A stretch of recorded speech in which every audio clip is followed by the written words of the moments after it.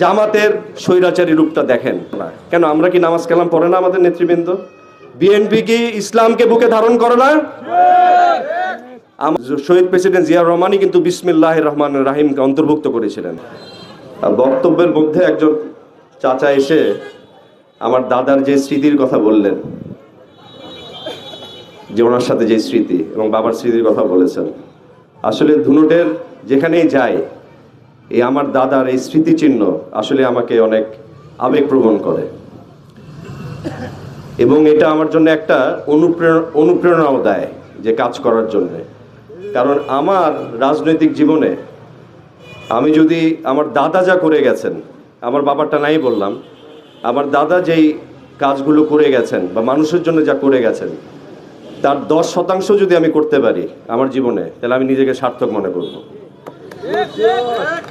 তবে এতটুকু অঙ্গীকার ব্যক্ত করতে পারি যে এই উত্তরাধিকার সূত্রে যে আমার উপরে যে দায়িত্ব এসেছে, সেই দায়িত্ব আমি নিষ্ঠা ও সততার সাথে আপনাদের পাশে থেকে পালন করার চেষ্টা করব ইনশাআল্লাহ।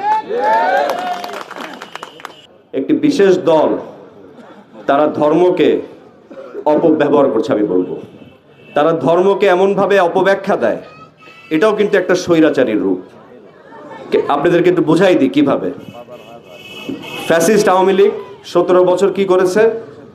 তারা 71 যেন ওদের নিজের আর কারো না।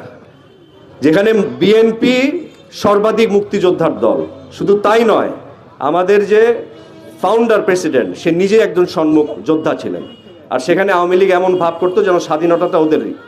ঠিক একইভাবে জামাতের স্বৈরাচারী রূপটা দেখেন, তারা এমনভাবে মানুষকে বোঝায়, মা বোনদেরকে তারা বোঝানোর চেষ্টা করে যেন ইসলামটা তাদেরই আর কারো না। কেন? আমরা কি নামাজ কালাম পড়ে না আমাদের নেতৃবৃন্দ? বিএনপি কি ইসলামকে বুকে ধারণ করে না? আমাদের নেতা শহীদ প্রেসিডেন্ট জিয়াউর রহমানই কিন্তু বিসমিল্লাহির রহমানির রহিমকে অন্তর্ভুক্ত করেছিলেন কনস্টিটিউশনে।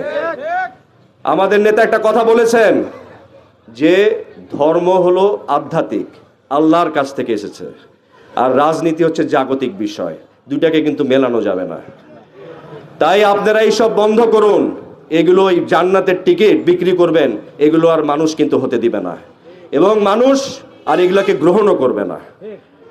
তাই আমি বলতে চাই যে আপনাদের যে মার্কা, প্রিয় মার্কা, আপনাদের প্রিয় দল, সেই বাংলাদেশ জাতীয়তাবাদী দল বিএনপির আমরা যারা নেতৃবৃন্দ এখানে আছি, আপনাদেরকে নিয়ে আমরা এই শপথ, এই প্রতিজ্ঞা করতে চাই। এটা প্রতিশ্রুতি নয়, এই প্রতিজ্ঞা যে আমরা সবাই মিলে একটি সুন্দর দেশ গড়ব, সবাই মিলে করব কাজ এবং একটি গড়ব একটি সুন্দর দেশ, এই আশাবাদ ব্যক্ত করে এবং আপনাদের সবার সুস্বাস্থ্য দীর্ঘায়ু কামনা করে আমার বক্তব্য শেষ করছি।